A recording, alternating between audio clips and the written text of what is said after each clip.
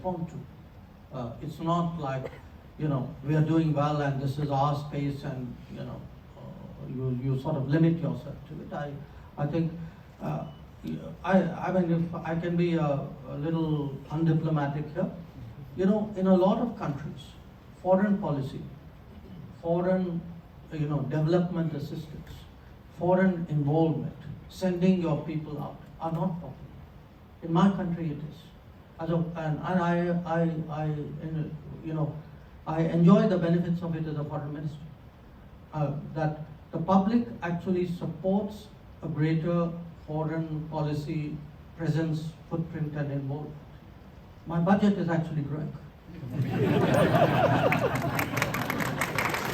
That's good to hear. Maybe that means more trips to New Zealand, Minister. And of course, this room is testament to your very point, the Indian diaspora all around the world.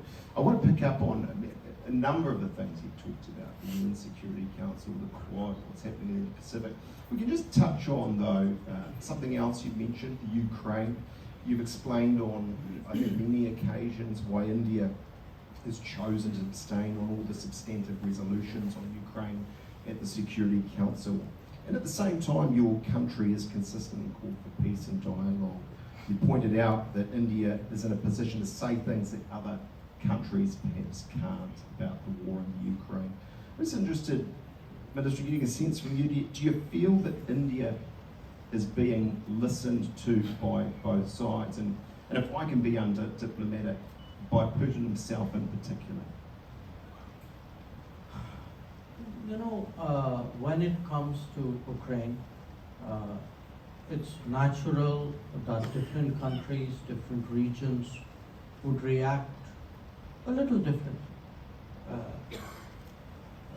People would view it from the viewpoint of their immediate interests, their historical experiences, their insecurities.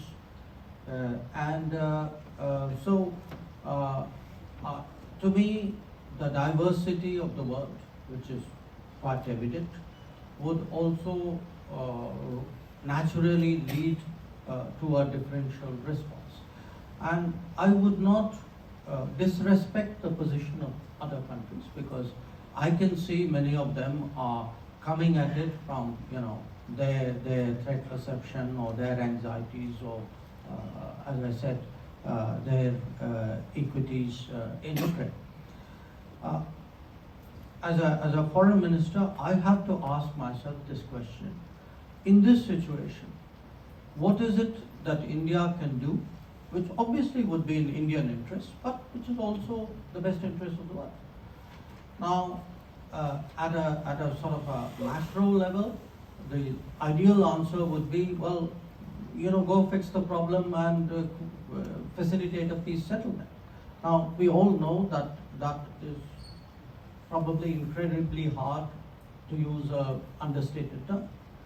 So, at this time, I think the sensible thing to do is to see if you can temper it down, if there are specific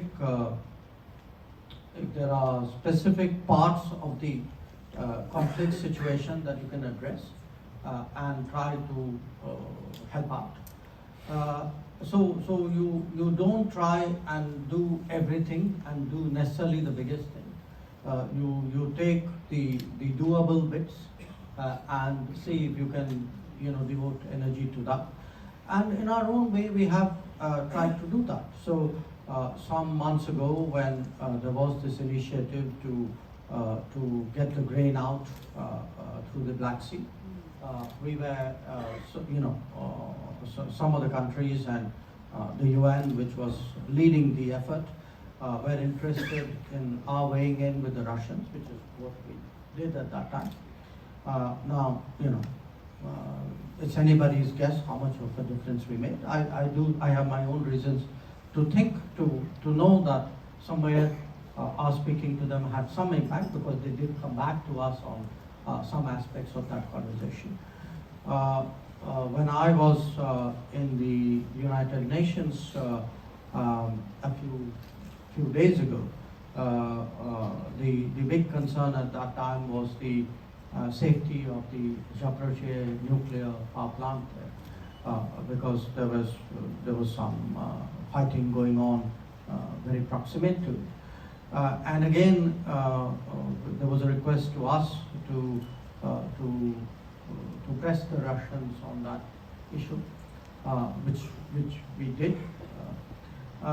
There have been some other concerns which, at various points of time, either different countries have raised with us or the UN has raised with us.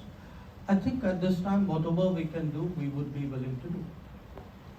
Your issue, does this have an impact on others? At this moment, I would say the conflict is still hot, passions are still high. It's not easy for people to, shall I say, readily listen to voices of reason. But I would say, with some degree of objectivity here, that if we take up a position, if we voice our views, I don't think countries would disregard them. And I think some of that you could see was reflected in the meeting which my Prime Minister had with President Putin, and what was said by the two of them before the cameras. Thank you. Let me ask you two questions, really, just to follow on from that.